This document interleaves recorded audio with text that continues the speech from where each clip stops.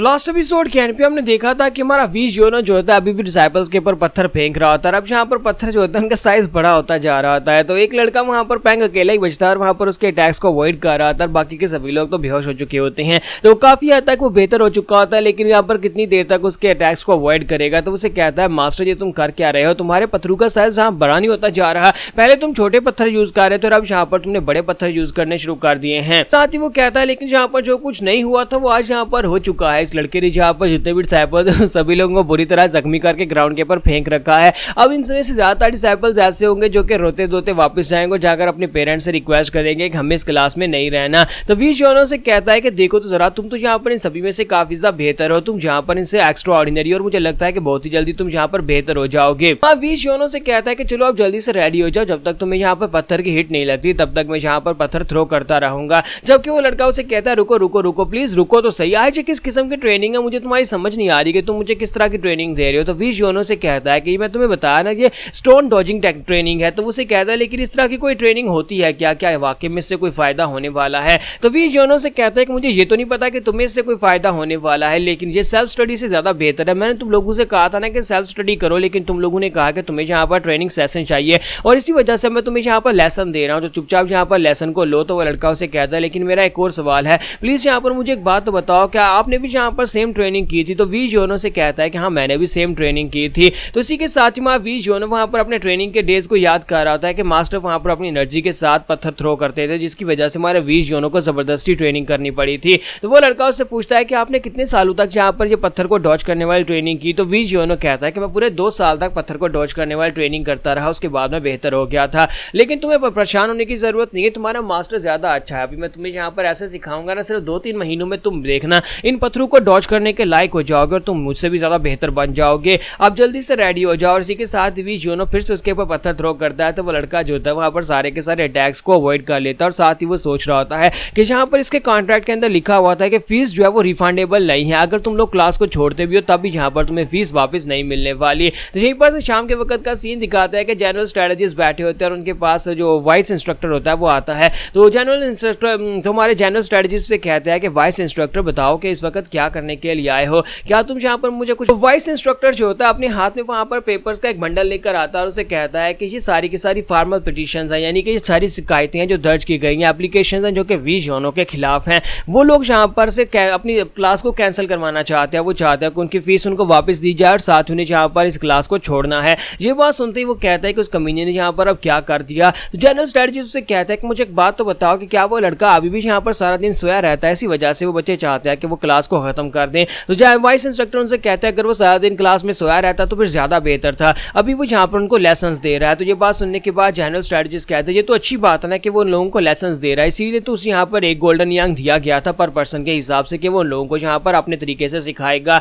तो ये बात सुनने के बाद वाइस लीडर से कहता है कि सर यहाँ पर वो बात तो ठीक है कि वो उन्हें सिखाए, लेकिन वो लड़का यहाँ पर उनके ऊपर पत्थर थ्रो कर रहा है। जब वो उनके ऊपर पत्थर थ्रो करता है तो उनमें से आधे से ज्यादा जख्मी हो चुके हैं, कुछ का सर फूटा है, किसी की पसलियां टूटी हैं, किसी की हड्डियां टूटी हैं, किसी के हाथों की उंगलियां टूटी हैं, क्योंकि वो जब उनके पत्थर थ्रो करता है तो पूरी फोर्स के साथ पत्थर को थ्रो करता है। वो उन्हें कहता है कि ये खास किस्म की ट्रेनिंग है जिसे पत्थर को डॉजिंग ट्रेनिंग कहा जाता है। लेकिन असल में यहाँ पर उनकी फैमिलीज तक ये बात जब पहुंचेगी तो वो लोग यहाँ पर आकर आपके ऊपर केस कर देंगे कि आप लोगों ने उनके डिसाइपल्स के साथ बुरा बर्ताव किया है। शुक्र है कि हम लोगों ने उन्हें किसी तरह से मना लिया कि वो अपनी फैमिलीज को जाकर इस बारे में ना बताएं। ऊपर से जब मैंने जाकर वीज योनो से इस बारे में बात की कि स्टूडेंट्स इस बारे में शिकायत कर रहे हैं, तो उसने कहा कि स्टूडेंट्स को शिकायत तो नहीं करनी चाहिए क्योंकि ये टेक्निक से उनको जख्मी होने का तो चांस ही नहीं है, क्योंकि मैं भी यहाँ पर इस टेक्निक के साथ बिल्कुल परफेक्ट में दिखाई दे रहा हूँ। मैं 2 साल तक यही ट्रेनिंग करता रहा हूँ पत्थर के डॉजिंग वाली टेक्निक, लेकिन मैं तो बिल्कुल ठीक हूँ। इसके साथ ही जनरल स्ट्रेटजिस्ट कहते हैं जो भी हो जाए जल्दी से उन बच्चों की क्लासेस को चेंज कर दो। तो वो लड़का उनसे कहता है लेकिन सर हम लोग उनकी क्लासेस को कैसे चेंज करेंगे जबकि वीज योनो ने स्टैंप लगाने से मना कर दिया है।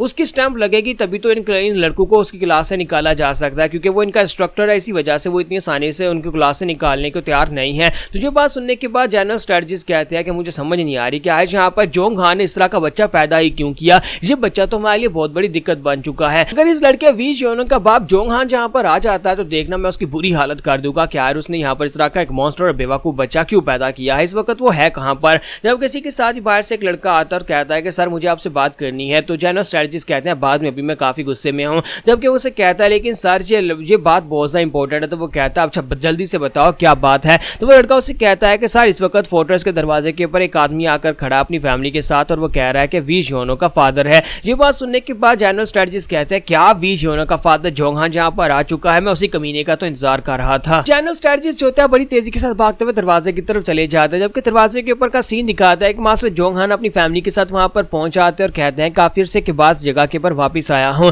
लेकिन मुझे लगता है कि ये सभी लोग मेरा नाम अभी भी जानते होंगे और मुझे यहाँ पर जरूर वेलकम करेंगे। जबकि मदर उसे कहते हैं अपनी बकवास बंद करो, चुपचाप हमें अंदर लेकर चलो, इतने सालों तक तुम बाहर और मिरम अलायंस के लिए काम किया तो कम से कम तुम यहाँ पर अंदर तो हमें लेकर जा ही सकते हो, मुझे यहाँ पर गर्मी में खड़े होकर लाइन में नहीं लगना। तो इसी के साथ ही वहां पर उसका बेटा उसे कहता है लेकिन फादर लगता है कि अंदर जाने के लिए स्ट्रिक्ट प्रोसीजर को फॉलो किया जा रहा है, जहां पर सभी के डॉक्यूमेंट्स को चेक किया जा रहा है, उसमें काफी ज्यादा टाइम लगने वाला है। तो फादर उसे कहता है कि जबकि तुम्हारा फादर यहाँ पर है तो फिर तुम्हें परेशान होने की क्या जरूरत है, मैं अभी चाहता हूँ जाकर अपनी रियल आइडेंटिटी उनके सामने रखता हूँ, मेरी आइडेंटिटी को जानने के बाद जो कुछ मैंने म्यूजियम के लिए किया था उसके बाद ये लोग मुझे आसानी से अंदर जाने देंगे, इसलिए अब तुम सभी लोग यहाँ पर बिल्कुल परेशान मत हो। मेरा टाइटल स्वर्ड ऑफ जस्टिस का है और मेरी टाइटल को सुनने के बाद सभी लोग मेरी रिस्पेक्ट करेंगे। थोड़ी देर के बाद वो लटके हुए चेहरे के साथ वापस आते हैं तो उसकी बीवी से कह दिया हनी क्या हो गया, तुम इस तरह से लटके हुए चेहरे के साथ वापस क्यों आ गए हो। तो वहां पर अंदर जाने के बाद सोल्जर ने उसे कहा था कि सर हम लोग इस बात को समझते हैं कि आपका टाइटल काफी ज्यादा खास है, लेकिन प्लीज माफ करिएगा, आपको प्रोसीजर को फॉलो करना होगा,